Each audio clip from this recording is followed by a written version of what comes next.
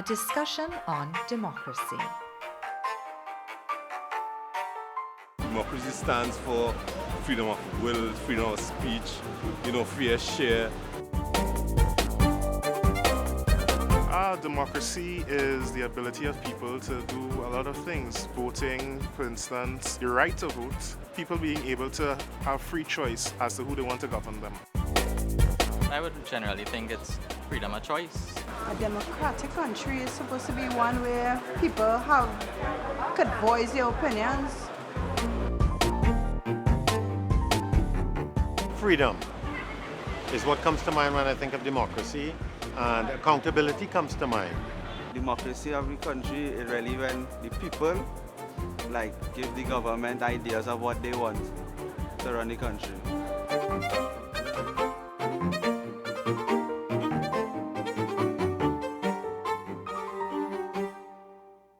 Basically, what democracy means is the opportunity for people as a whole to influence, if not determine, the policies by which they are governed. It's an idea that we're still trying to implement, all over the world. The democracy, people very often set up democracy as a political system that is, for example, the opposite of what they think communism is, for example. It's not a specific political system. It's the idea of political power not belonging only to people in leadership positions. People have a yearning to want to participate and to want to be seen as being important in the whole scheme of things, and to want to have certain rights and to defend those rights and to have the responsibilities that go with those rights. People want all that. So if you have a setup that denies people that right, then people might not go through the kind of intellectualization that I'm going through now. But people could mash up the place. In ancient Greece, democracy began with citizens coming together in a popular assembly. For a long time, centuries actually, democracy only seemed possible for fairly small communities. Once society gets beyond a certain size, that institutions, representative institutions, become necessary, because it is almost impossible to gather everyone in a central square and decide on whose interests are we going to discuss and which interests. So representative democracy and the institutions, they all go together, they fit together. At the highest level, our representatives are our members of parliament. The parliament of any country should serve to solve the problems of citizens, hold government to account, and of course, make laws. Mr. Speaker, in order to address this problem, we began an innovative program. Accused the previous regime of squandermania and waste. The ayes have it. Clause 47 now stand part of the bill. That members of parliament represent their constituents well is essential to a functional democracy. The process of selecting them is extremely important. I've never voted, but I support voting, but just I never vote. It's very empowering in that you go and you know that you are the person who puts the parliamentarians there. Granted, they make the laws, but you are actually the person who puts them there, so you are actually the ones in charge. I want to vote. I want to vote because I'm a citizen of this country and I want to exercise my rights. Every election I vote. We started, if we were to look at the Caribbean, we started at a stage where human beings were livestock. So there was no question of political rights or anything like that. Then people fought for the vote because the only people who could vote up to a particular time in our history, the only people who could vote or sit in government were people who had a certain amount of property or a certain level of income. But over the years, there have been modifications in this requirement, and we operate a system today of universal adult suffrage. That is to say, every person who classifies as a citizen of the country has the right to vote. Free and fair elections is often given as the most important evidence of democracy in a society. Democracy is like to do with elections and who you want to vote for. We get tied up with a very narrow definition of democracy that allows us, for example, or allowed us in the recent past, to see a place like South Africa under apartheid. The Americans left them severely alone because they had elections. But a large percentage of people in India don't have food to eat, the same in Africa. But they have been given the, a clean bill of health because they have elections and they have adversarial parties. We really have to see the thing as a complex of different parts, the voting, the parliament, the structures out in the communities and all of that. I couldn't agree with you more. But one has to realize that people, the initial enthusiasm came because people felt that so much would be achieved just by the right to vote. And having gotten the right, they began to notice that their condition had not changed substantially or significantly, and that government was as distant and as indifferent to their needs as they were before the advent of universal suffrage. I think voting is important, but I think that the people in this part of the world are very entitled to feel that voting is becoming quite a meaningless exercise. Voting to me is not important because no matter, it's the same corrupt practices, no matter which government in power, so to me it doesn't make a difference.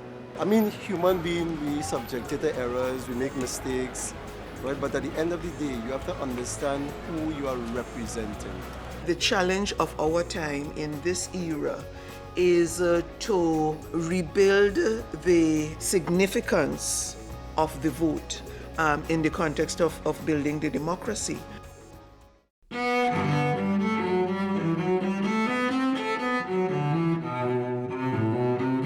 Democracy's objective to give all citizens a say is at the core an effort to create a society that is just and fair.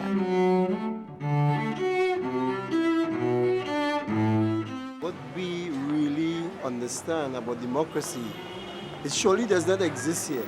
In a real democracy, everybody would have a fair chance of sharing, let me say, the spoils of Trinidad. One of its fundamental functions is working through on an ongoing basis how power is shared, because all of us want power. All of us want to know that we exercise some control over our environment, our space, over the resources. To get a little contract in Trinidad to do fix a pavement, you have to know John, Harry, Mary, Susan, and all their grandmothers. Unfortunately, corruption is not uncommon in representative democracies all over the world. Another frequent affront to fairness is underrepresentation of certain groups. Under the Equal Opportunity Act, there is provision that one can bring a complaint to the Commission if it is felt that you are being discriminated against. There are probably people in some of those groups who don't even know how to give the thing a name. I am, of course, very interested in the situation of women. But you have a strong women's movement going, and we will get there. But I'm getting more and more concerned about the situation of children. Children are, I think, they are the group that they're the really voiceless ones, you know. This is why pressure groups, interest groups in villages and communities are so important. Yeah. These are in the old days, the headmaster used to write to the authorities, you know. One can talk about marginalization in terms of groups like women or children and so on, but to me, there are communities that are, there are urban communities that are marginalized, there are rural communities that are marginalized. How can it ever happen that a particular community gets so marginalized when they are part of the national community? Well, some of it sometimes is the lack of, if I may coin a word, vocality on the part of groups and citizens in those particular areas. Because there's a conception, and this works against democracy, there's a conception that the government this is the government's responsibility, and the government has to provide this and so on. That people believe that, yes, but what people also have a responsibility to articulate their demands on governments. Well, this is why local government is so important and why their functions have to be expanded. Democracy requires that the input of citizens is communicated, understood, and taken seriously. Keep in mind that communication is often said to be a major challenge for organizations, large and small. It's important in democracy that everyone gets a chance to show a part, even though they're big or they're small or however. Them fellas don't really listen to me. I'm too small for them to listen to. We need to understand people's desires. Without some mechanisms, democratic mechanisms, for understanding how people feel about matters and issues, then a society sometimes could become subject to unrest or disorder of one kind or another. People should be having the opportunity to meet regularly with the people who are in charge of the resources which are supposed to be used to solve our problems. You know, strengthening of people's ownership of their own communities. There ought to be things, again, they could be written into the Constitution, that they have to have a certain number of meetings per year and let the whole community know. I think we're a long way. I think people tend to emphasize democracy as just rights, you know, as a system of rights, nothing to do with responsibilities. While democracy is about the wishes and opinions of citizens, it is also about the actions of those citizens. You have to live democracy. That democracy that you live also should be portrayed practically.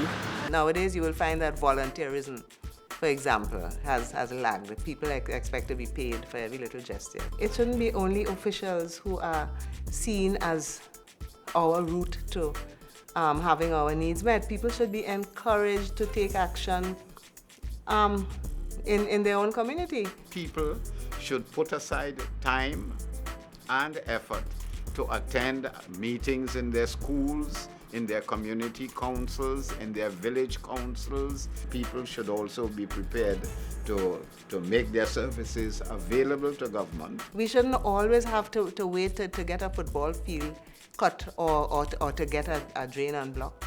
People can put their hands in those things. And to me, that is how the democracy grows, of taking responsibility, of recognizing the wider society. Some would say that society is not always ready for the practice of democracy, that democracy requires an educated, prepared public. I've been taught of democracy in my school. The population must be educated in order to make it work. Because if you have ignorant minds, then where are we headed? The young ones need to be educated concerning democracy as well as some of the elders. Because some of us in this country for so many years, and we don't even have an idea what democracy is about.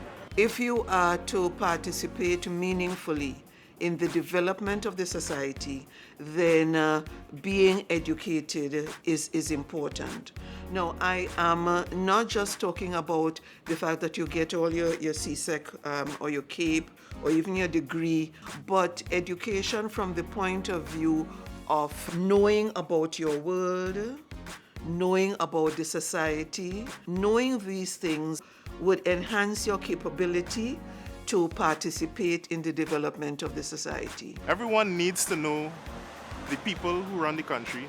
They need to know the people who actually are qualified to run the country. You'd want somebody who's educated themselves. So you need to be educated to make an educated choice in the polls. We seek an educated public to engage in democracy, but to be educated about democracy itself is not necessarily something that should be left for a classroom. You need to start with the individual and the mindset. If it is, they easily influenced, then what good is democracy? Democracy starts from home. One of the things that we're going to have to do is to make the home and the school more democratic. There is a need to nurture democracy from the very earliest age within the household, where children's opinions are respected, where perhaps families get together and discuss what is going on. Well, in other words, establishing a democratic culture. Yes, exactly. And in the school as well, the student councils, people should take them seriously. Having a democratic society was something that from 10-11 I was thinking about, even though the word was not there. I was in youth groups. I was in youth group in church. You went to group meetings. At 9 years old, I was introduced to what democracy involves. When universal adult suffrage came, there was a skit on the politics of the period. And I remember I was made to play the part, although I was very thin, of Albert Gomes. Albert Maria Gomes was a unionist and writer of Portuguese descent who became a legislator and politician in Trinidad and Tobago. And I was made to say that when I got power, government will have to come and sweep your house for you and wash your dishes and do all the things that you were supposed to be doing. In other words, government was about the welfare state.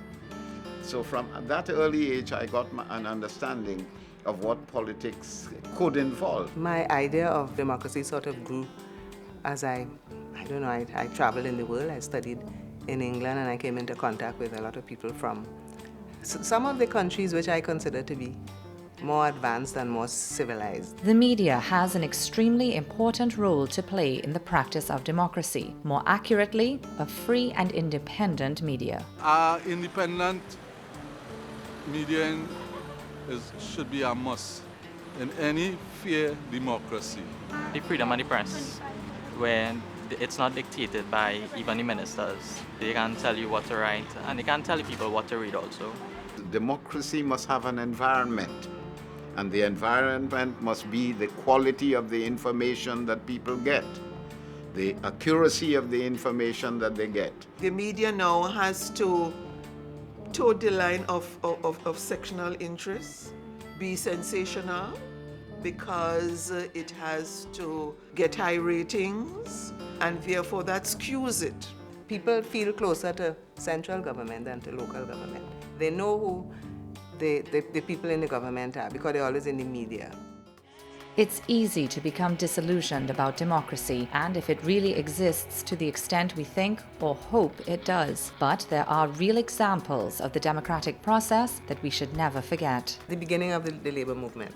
Yeah. Butler and others, people who managed to organize people into taking action on their own behalf. Tubal Uriah Buzz Butler was a labor leader in Trinidad and Tobago, best known for leading the 1937 labor riots and forming political parties focused on improvement of the working class. Looking at the colonial era and saying at that time that we have to rule ourselves. I think that was a tremendous achievement. And of course the labor movement has a very important role to play still in the development of our democracy. Yeah, not to forget Cipriani. If our children, young people and everybody had a stronger idea of the extent to which you can in fact take things into your own hands, constructive collective action, I think if they realized the extent to which we have been capable of that in the past, it would really help to solve some of our problems. I have witnessed a number of protests by students over the years. And a very good instance was 1970, where the original emphasis was on cultural issues. I think it represented democracy in action in the sense that it gave people an opportunity to reflect on where they have been, where they are going, and where they ought to be. I also think it emphasized the importance of being involved in the affairs of government, particularly for younger people. I mean, every time people get together and form what people call community improvement organizations and that kind of thing, and when people form a women's group, and when people form any kind of group that remains active and does work in a community, all of that is the democracy. Despite flaws, despite challenges, Trinbagonians seem to have a desire to protect and deepen our democracy. I guess at how probably we need to have a solution to get better results in probably implementing what is the real meaning of democracy. I think Trinidad, it's good that we have It's a democratic society, and we have a lot of freedom. A lot of people don't have that. I am passionate about democracy to the extent that I believe that certain freedoms are more likely to be achieved in a democracy rather than another form of government.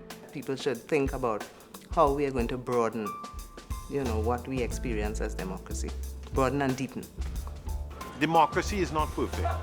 Enterprise is not perfect, and market organized societies are not perfect either. But they are the best that we have been able to capture in thousands of years of civilization. There is nothing better than democracy.